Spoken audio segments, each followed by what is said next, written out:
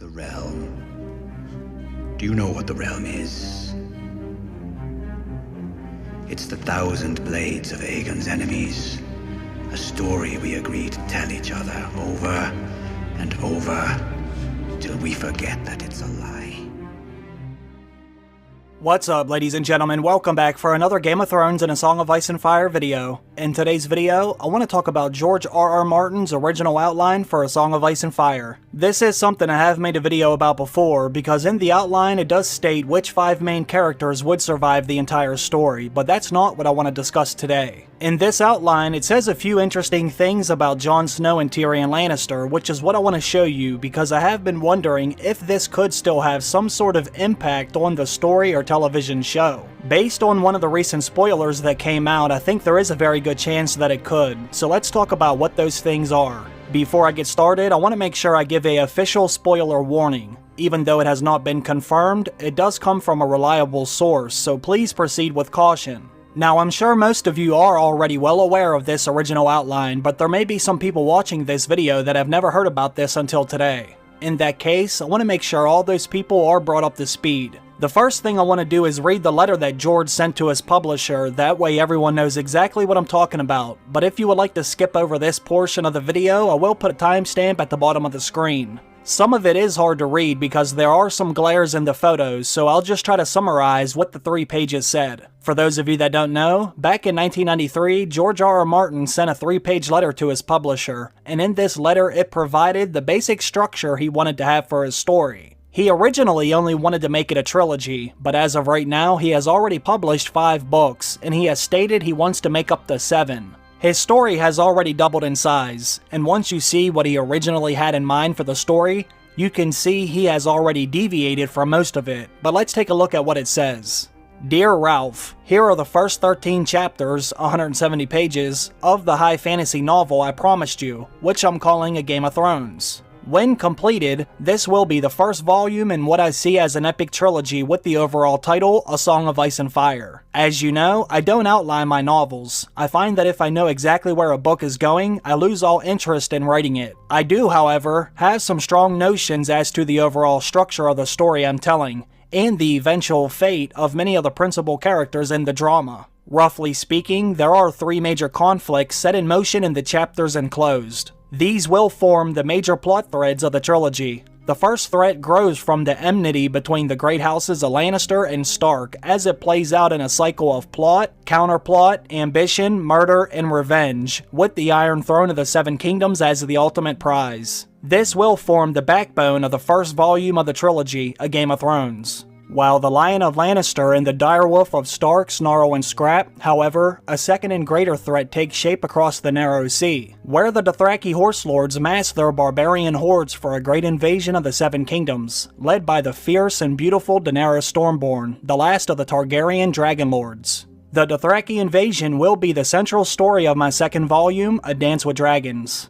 The greatest danger of all, however, comes from the north, from the icy waste beyond the wall, where half-forgotten demons out of legend, the inhuman others, raise cold legions of the undead and the never-born and prepare to ride down on the winds of winter to extinguish everything that we would call life. The only thing that stands between the Seven Kingdoms and an endless night is the Wall and a handful of men in black called the Night's Watch. Their story will be the heart of my 3rd volume, The Winds of Winter. The final battle will also draw together characters and plot threads left from the first 2 books and resolve all in one big climax. The 13 chapters on hand should give you a notion as to my narrative strategy. All 3 books will feature a complex mosaic of intercutting points of view among various of my large and diverse cast of players. The cast will not always remain the same.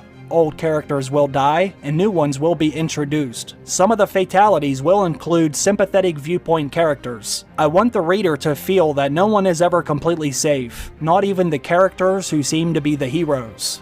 The suspense always ratchets up a notch when you know that any character can die at any time.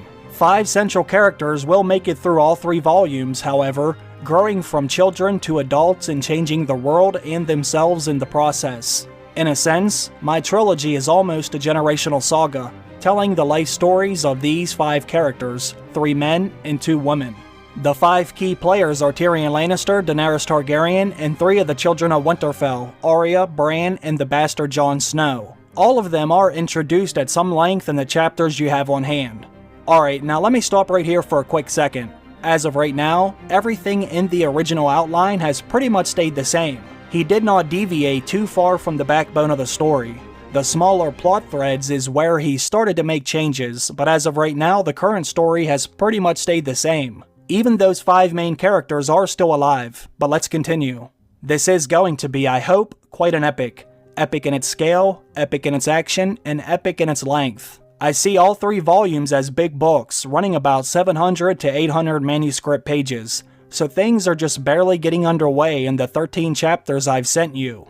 I have quite a clear notion of how the story is going to unfold in the first volume, A Game of Thrones. Things will get a lot worse for the poor Starks before they get better, I'm afraid. Lord Eddard Stark and his wife Catelyn Tully are both doomed, and will perish at the hands of their enemies. Ned will discover what happened to his friend Jon Arryn. Joffrey will not be sympathetic and Ned will be accused of treason, but before he is taken, he will help his wife and his daughter Arya escape back to Winterfell. Each of the contending families will learn it has a member of dubious loyalty in its midst. Sansa Stark, wed to Joffrey Baratheon, will bear him a son, the heir to the throne, and when the crunch comes, she will choose her husband and child over her parents and siblings, a choice she will later bitterly rue. Tyrion Lannister, meanwhile, will befriend both Sansa and her sister Arya, while growing more and more disenchanted with his own family. Young Bran Stark will come out of his coma, after a strange prophetic dream, only to discover that he will never walk again.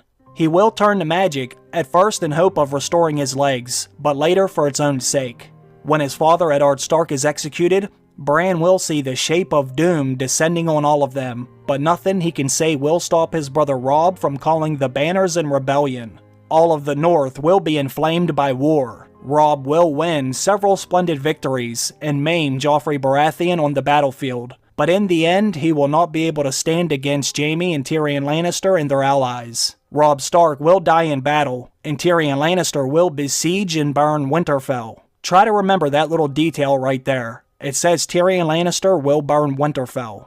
Jon Snow, the bastard, will remain in the far north. He will mature into a ranger of great daring, and ultimately will succeed his uncle as the commander of the Night's Watch. When Winterfell burns, Catelyn Stark will be forced to flee north with her son Bran and her daughter Arya. Wounded by Lannister riders, they will seek refuge at the Wall, but the men of the Night's Watch give up their families when they take the Black, and Jon and Benjen will not be able to help. To Jon's anguish, it will lead to a bitter estrangement between Jon and Bran.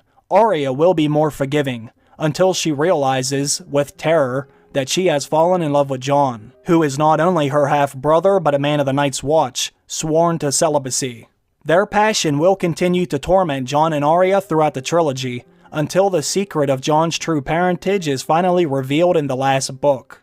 Abandoned by the Night's Watch, Catelyn and her children will find their only hope of safety lies even further north, beyond the Wall, where they fall into the hands of Mance Rayder, the king beyond the Wall. And they will get a dreadful glimpse of the inhuman others as they attack the wildling encampment. Bran's magic, Arya's sword needle, and the savagery of their direwolves will help them survive, but their mother Catelyn will die at the hands of the others. Over across the Narrow Sea, Daenerys Targaryen will discover that her new husband, the Dothraki Khal Drogo, has little interest in invading the Seven Kingdoms, much to her brother's frustration.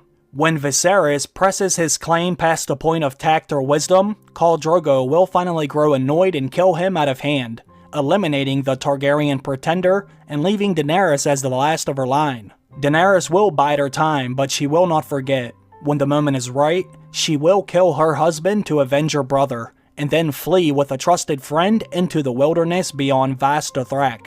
Then she begins to plan her invasion of the Seven Kingdoms. Tyrion Lannister will continue to travel, to plot, and to play the Game of Thrones, finally removing his nephew Joffrey in disgust at the boy king's brutality.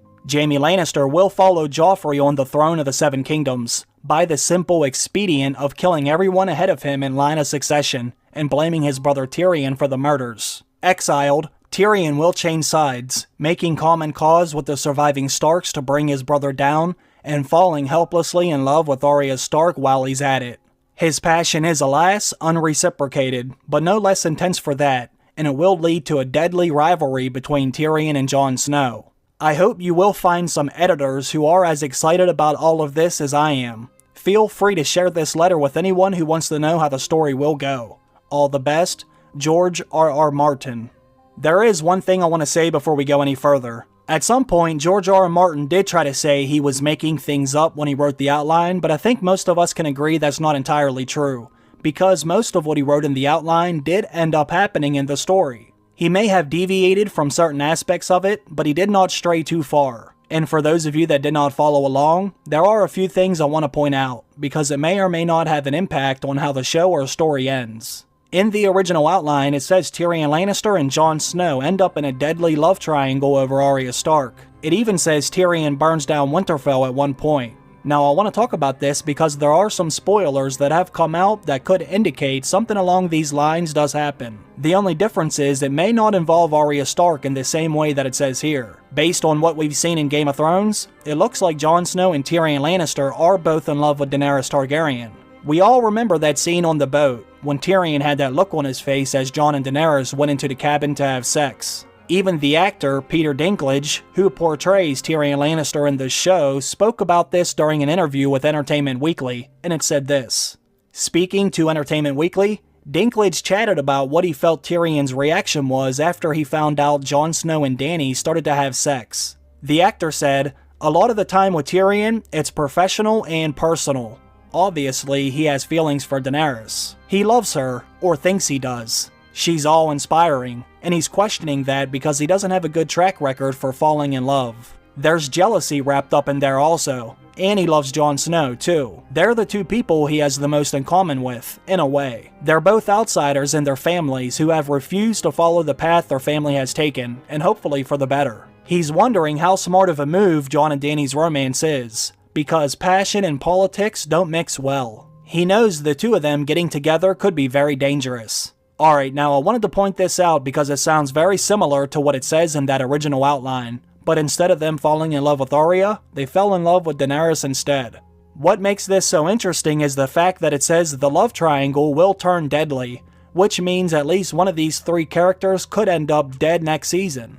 Now let's think about some of the recent spoilers that have came out. We know Winterfell will burn next season, based on some of the photos and videos that were released online. I think most of us, including myself, have assumed that this would happen due to a big battle in the north. As we all know, the Night King is in the north heading south, and Cersei is in the south, but she could send the Golden Company north. Jon and Daenerys could potentially be stuck in Winterfell as enemies come from all sides. So it's not too crazy to think Winterfell could get attacked and possibly burned. But what if Winterfell burns for another reason?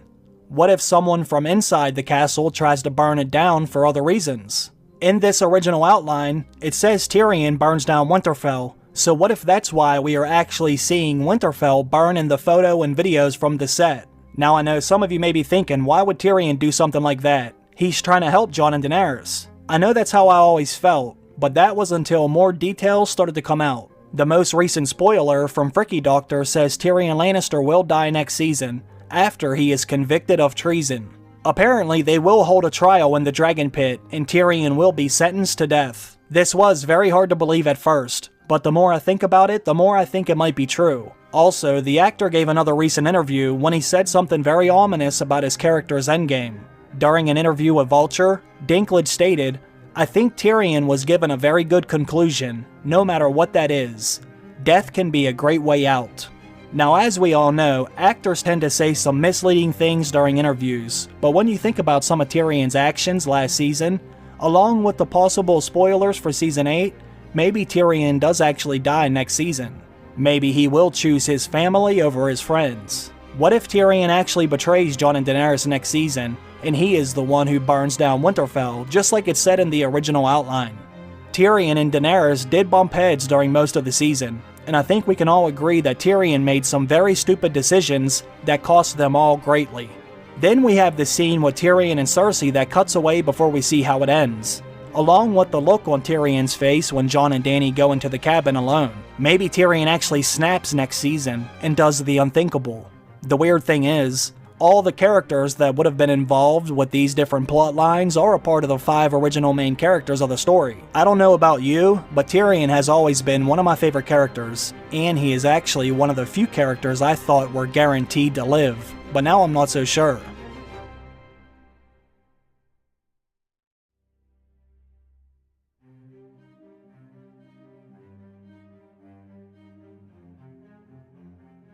When I went back and watched all of Tyrion's scenes in Season 7, it does seem like they are foreshadowing Tyrion's betrayal. If you go back and watch his scenes, it almost seems obvious now. Go back and look at some of Tyrion's game planning, and look at some of the things that he said, and even all the looks on his face when certain things were said.